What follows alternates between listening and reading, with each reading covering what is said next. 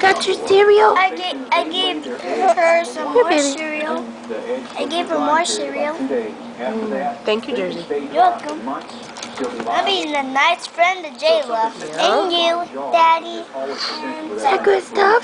Once it rains, the water comes up above that water line where the eggs are laid, and within literally seconds, if the egg is really in good shape, it can hatch.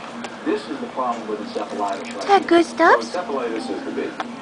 Yes. I mean, when I say encephalitis, right, West Nile virus is our big thing. There's others from St. Louis encephalitis.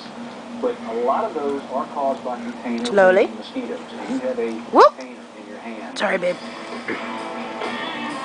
You want to do it yourself? Yeah. So describe the pupa. I mean, it's a container essentially. It's a shell. It's right. It's part of the metamorphosis. You know, go back to old biology 101. Is that good, baby? These eggs are laid on the side of the containers again.